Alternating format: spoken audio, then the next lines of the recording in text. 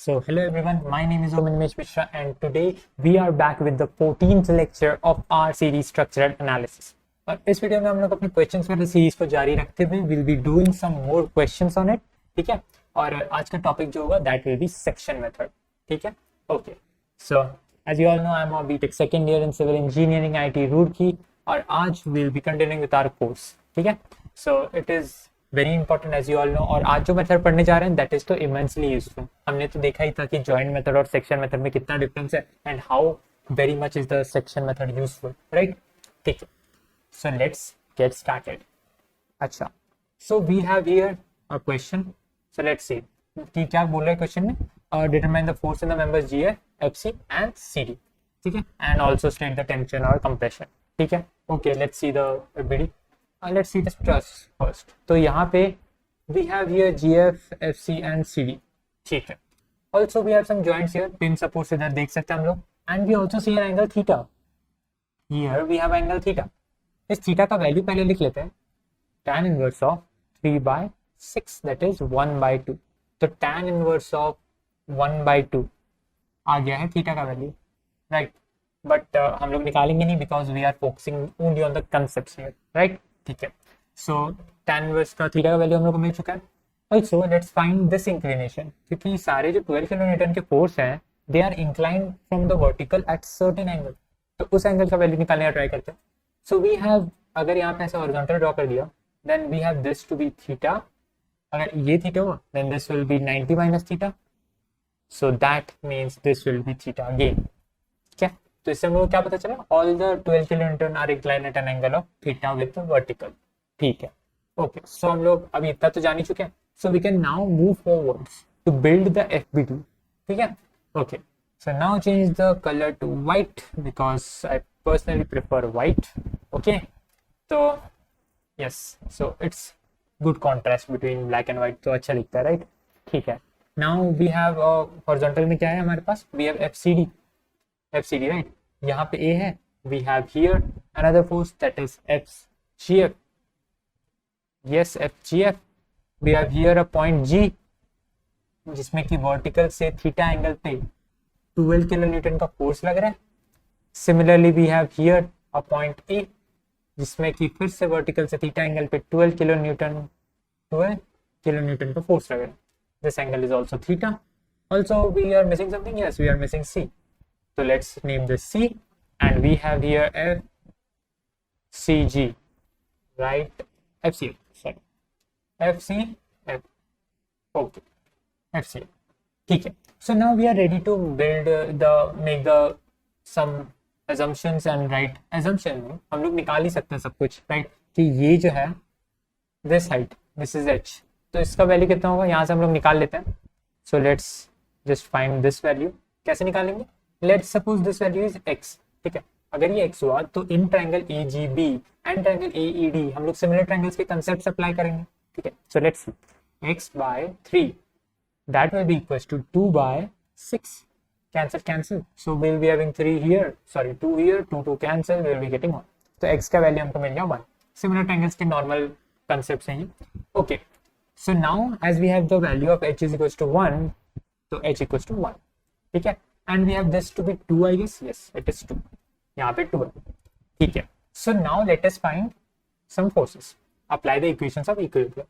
तो let's first apply summation m at a equals to 0, ये apply करके देखते हैं, ठीक है।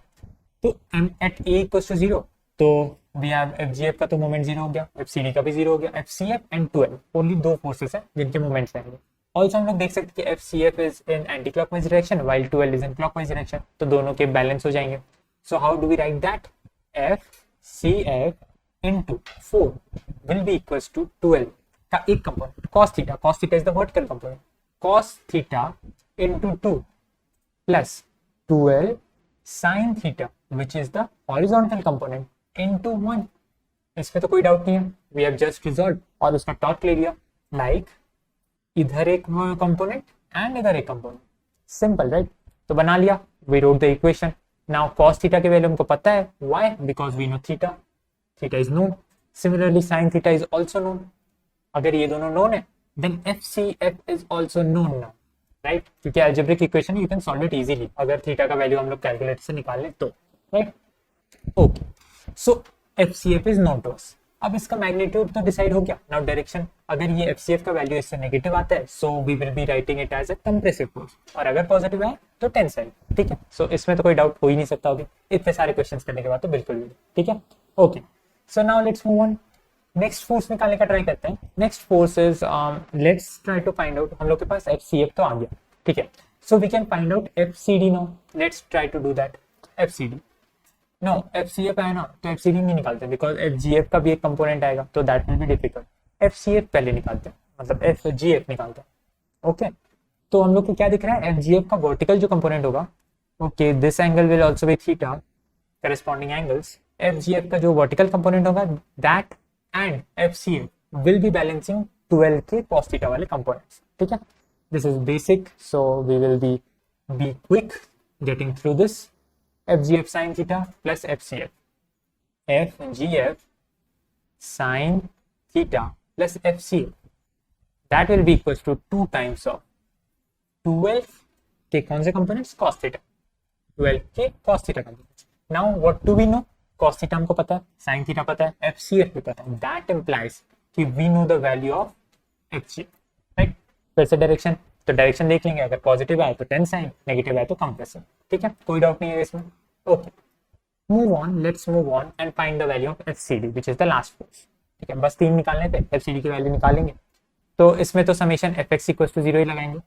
ऑल्सो एक चीज हम लोग देख सकते हैं कि we can also apply some other methods. मैं यहाँ पे अप्लाई नहीं कर रहा हूँ, बट आप लोग इसको सॉल्व करने के अलग अलग मेथड्स निकाल सकते हैं, लाइक सी पे आप मूवमेंट 0 कर दे तो तब भी एफजीएफ डायरेक्टली आ जाएगा फ्रॉम वन इक्वेशन, बट मैं इसमें नहीं कर रहा हूँ because we will be needing to find the perpendicular distance, right.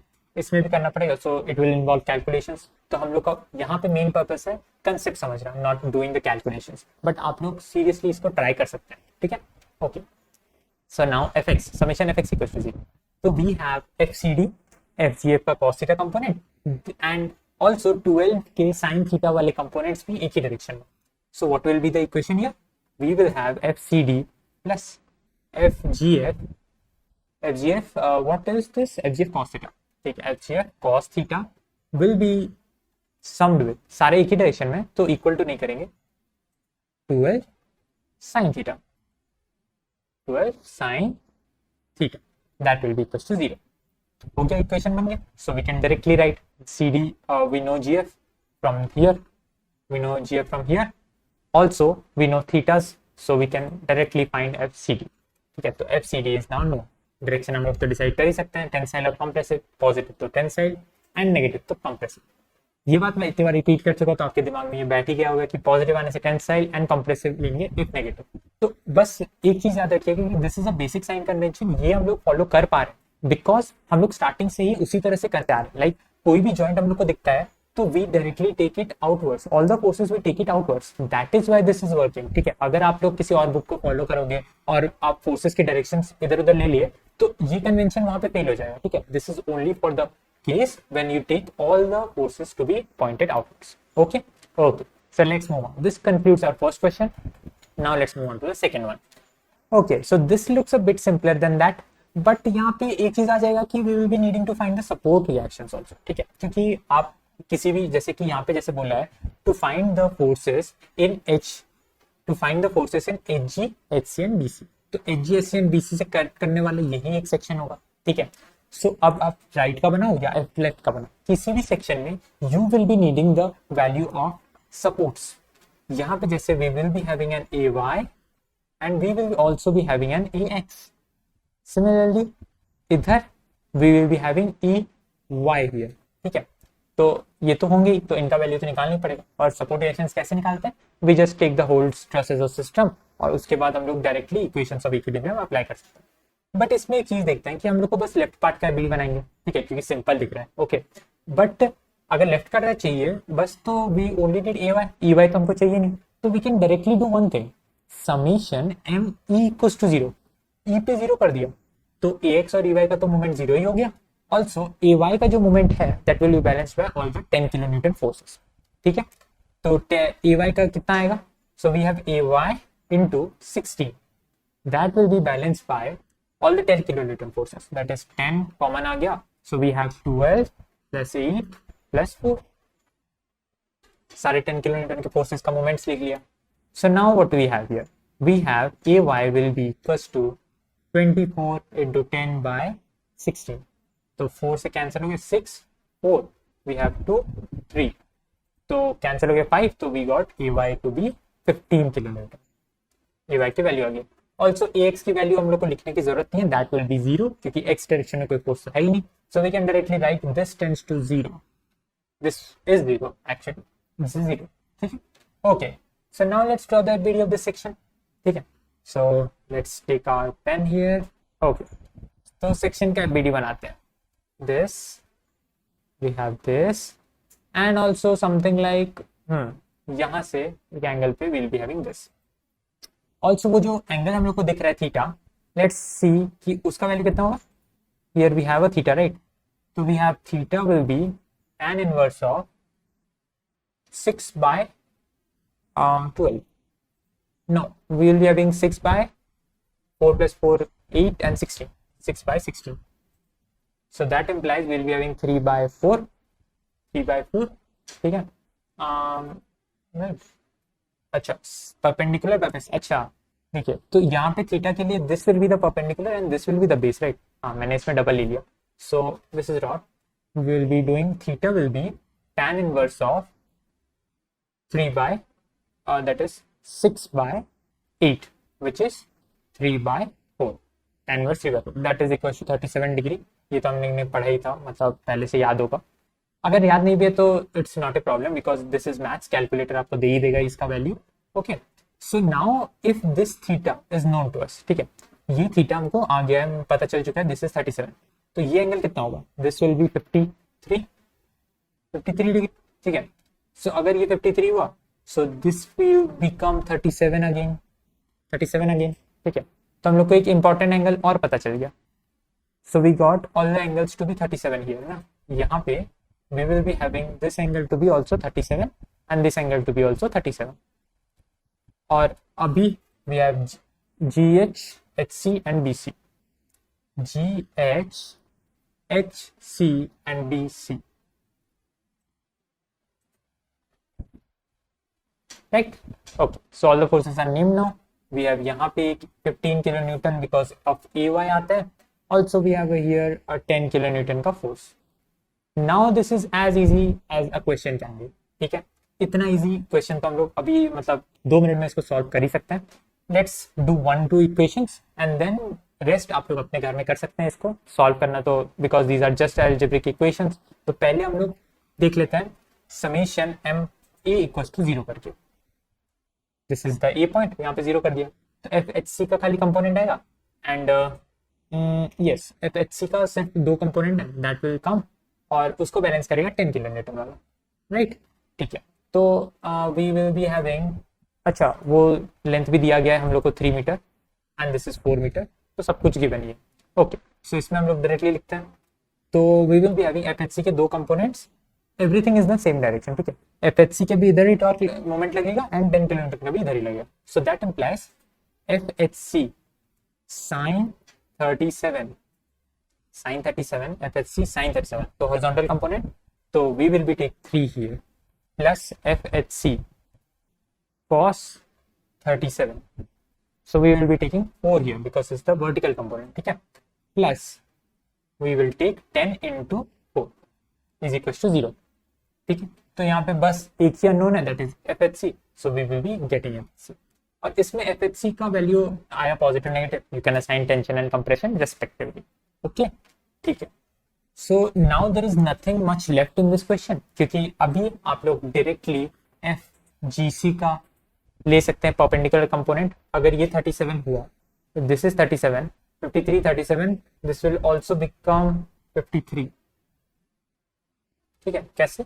यहाँ पे हम लोग देख सकते हैं, दिस इज 37 ना, and this is 90, so this becomes 53. तो डायरेक्टली हम लोग लिख सकते हैं FGH sin FGH cos 53 upwards. ठीक है, that plus 15 that will balance FGH का component and 15 component, 15 का totally will be balanced by FHC का component, FHC cos 37 plus 10. ठीक है, तो इसमें HC का वैल्यू हमने निकाला था, FGH की वैल्यू हम लोग निकाल सकते हैं अभी.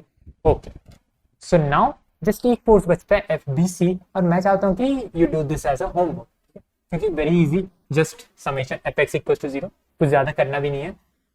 So I hope you will be able to do this, right? Okay, so this concludes the second question also, and that was it for today.